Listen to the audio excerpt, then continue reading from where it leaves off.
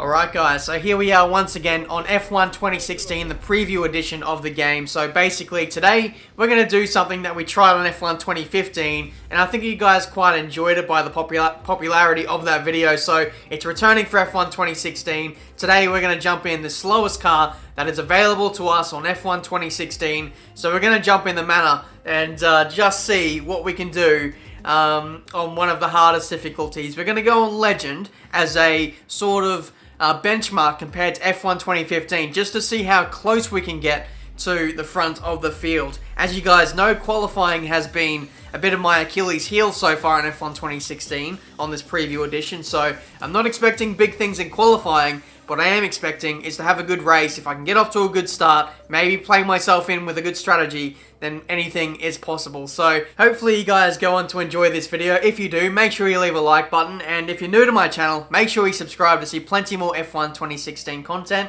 And let's get on with this challenge video.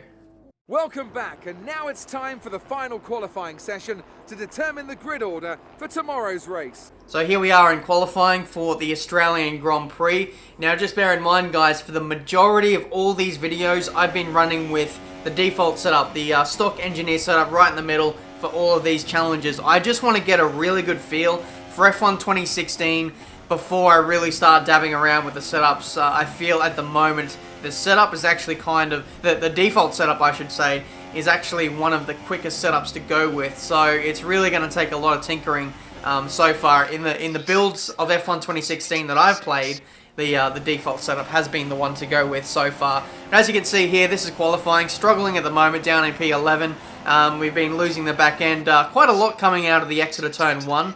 And you know, a lot of the curbs around this track, especially compared to other tracks, the curbs here at Melbourne really are treacherous, and you don't want to ride them too much.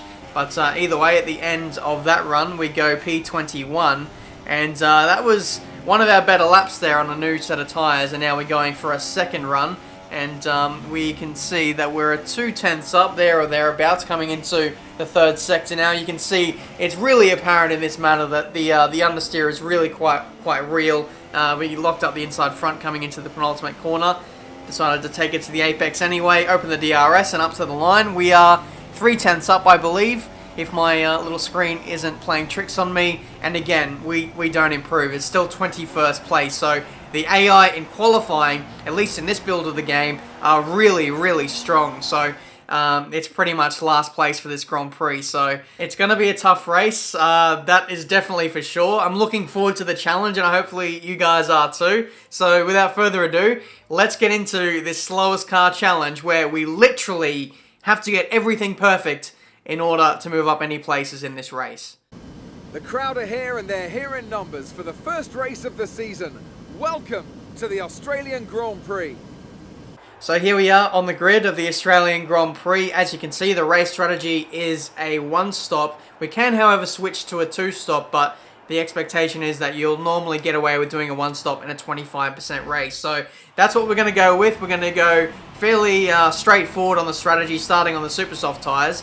5 red lights, and away we go for this Australian Grand Prix. Gutierrez and consequently the Sauber in front of me got a bad start. We actually got a really good start compared to everyone around us, which I was absolutely shocked about. I'm trying to make up positions left, right, and centre, trying to find gaps. There was a Renault that got spun out on another car there. We went around the outside of all of those guys, and now the safety car is out. So that was a very opportunistic start for us, and now the safety car is out, so that's quite interesting to see. Is the Renault out of the race? I'm not too sure yet. We'll have to have a look on the race replay, and I'll bring that up for you guys now. So as you can see, fairly clean start for everyone around us. We got off to a really good launch, like I said, and into turn 1. Watch out for the Renault. I believe they spin out on a McLaren Honda, and yes they do, causing a bit of a logjam for all those guys behind. But to be honest, I can't see how any one of those guys would retire. I'm guessing there was debris on the track, and that's what brought out the safety car, because debris might have been on the racing line, and you can't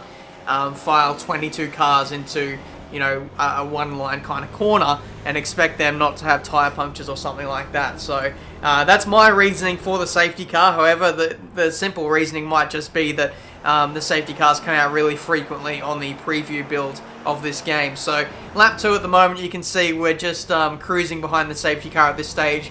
keeping the tyres warm, keeping the brakes warm as well, just kind of weighing up what I'm going to do for the rest of this race. What I decided to do was come into the pits and put on a set of soft compound tyres. I thought about doing it after the first lap, but I thought maybe if I pitted straight away, then the tyres might not have made it to the end. But 3 laps into the race, I think we're very, very close to the pit window anyway, only 2 laps away. So if we put on a set of soft tyres now, we'll rejoin at the back. We're only going to lose 5-6 places tops.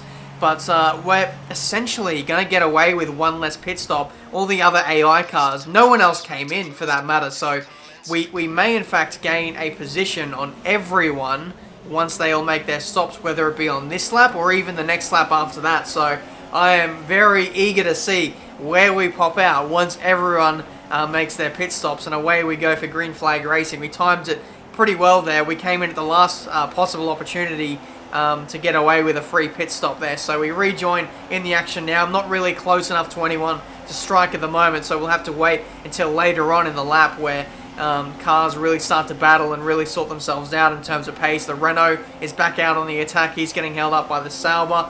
So I'm going to take this as my opportunity to potentially make up a few places here. Like we saw in many of these preview videos, I seem to be much quicker in the race compared to my qualifying pace, and especially with this strategy element up my sleeve, I am well and truly in the game here. Let's go up the inside of this Renault, and we've finally made an overtake. So into 21st place now. I'm expecting a lot of cars to come in on the next lap. None have come in on the start of lap 5. It's lap 6 now, so I'm expecting a lot of the cars to come in at the end of this lap now. And Ericsson getting a bit taily there as we come into the middle sector. There's an incident up ahead, it involves NASA, and I think it was another McLaren, but I'm not too sure about that though. So that's another 2 positions for us. Green flag racing once again. No virtual safety car, or safety car for that matter. We carried on.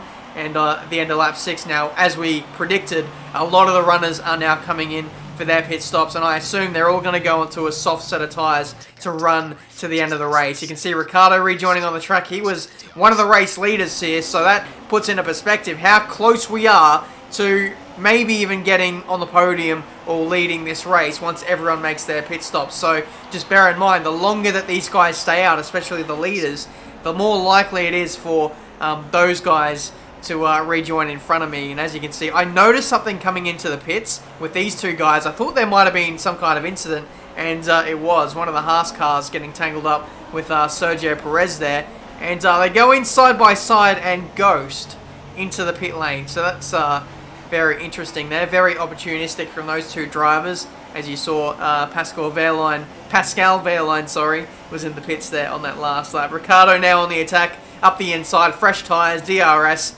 and into turn 3 we run side by side. I'm trying to take the natural racing line here, and it's going to work to my advantage for now. I don't imagine we'll be able to keep a driver like Daniel Ricciardo behind us for too long with that Red Bull, which is, you know, insanely quick through the corners, the high-speed corners, and it's not too shabby in a straight line either as well compared to our car.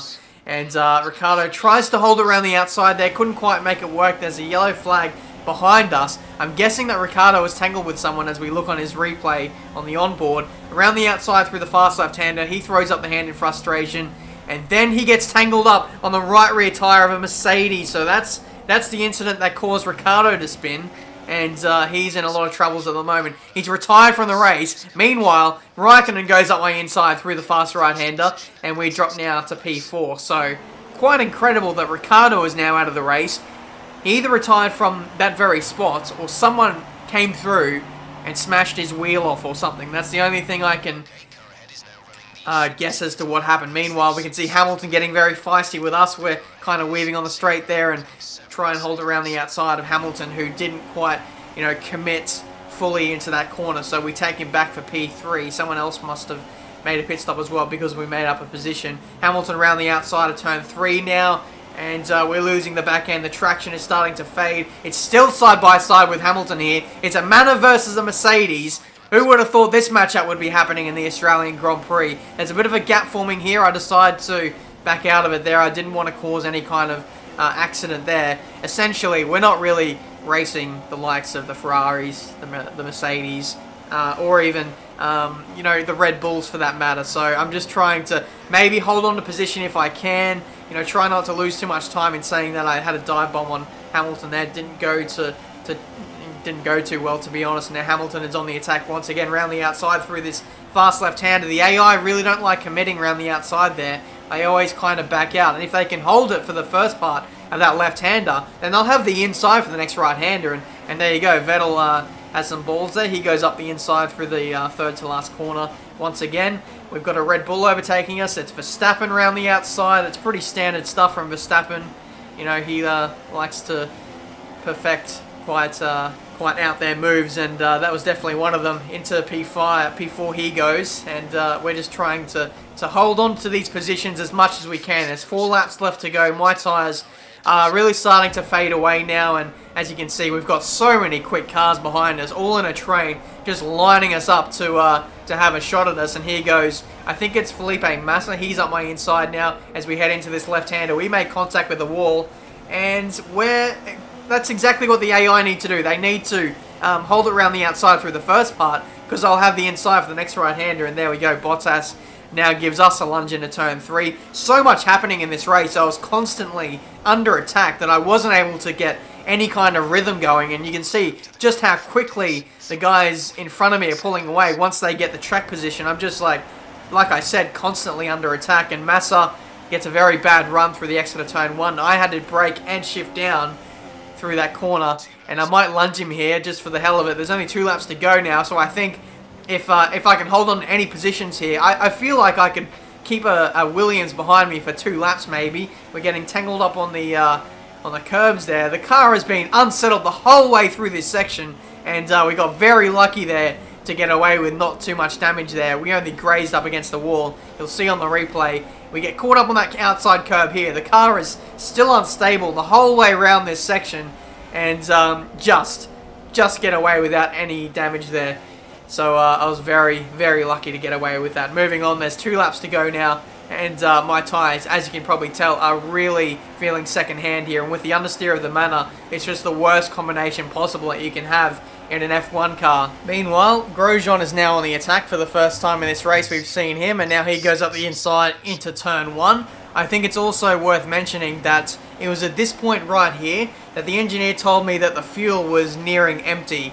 Now, that came as a massive shock to me. We'll get back to the fuel in a second. Going defensive on Grosjean here into turn 3. Massive, absolutely massive lock up there. And now you can see us switch it down to lean. And now these guys are absolutely all over us here, getting into pretty much the last lap of this Grand Prix. Hulkenberg is up my inside. I decided to turn in anyway, gonna YOLO it, and he didn't follow me through there like the Ferraris have in the past. So, like I said, the engineer said the tank is now empty. There's about half a lap's worth of fuel in the car, and that came as a massive, massive shock to me, because I was only running, you know, rich revs basically on this straight, and also on the straight leading up to the fast right-hander, left right-hander in the middle sector. And with the safety car period as well, you would have thought that we'd have saved a lot of fuel over the course of this race, but apparently not. And yeah, it seems that the Manor is actually really thirsty in terms of fuel. We do have the Mercedes engine, but I guess we don't have the brain power behind the garage to really get the most out of the engine, or get the most out of the fuel and the oils and whatever. But there we go, we've run out of fuel just as those guys were overtaking us there, and we've dropped outside the points. So how frustrating is that? We're essentially idling now to the end of the race. We do have a little bit of fuel right on the reserve, and that's just tinkling through into the engine now, and that's what's giving us that bit of power. But if this race was, you know, half a lap longer or even a lap longer, then I'm almost sure that we would have started idling, and we would have dropped to essentially, we probably would have retired actually if the fuel wear was any worse. There goes Wehrlein around the outside of the penultimate corner, and the strategy call really would have worked out. It's just we were constantly under attack. If we were in a faster car, we could have really made the most of that. We get overtaken by 3 cars there, and yeah, the fuel obviously let us down quite a bit there, so I can only apologise about that. We lose a place to Sainz right as we come across the line and finish 18th place in this Australian Grand Prix, this Backmarker challenge, slowest car challenge.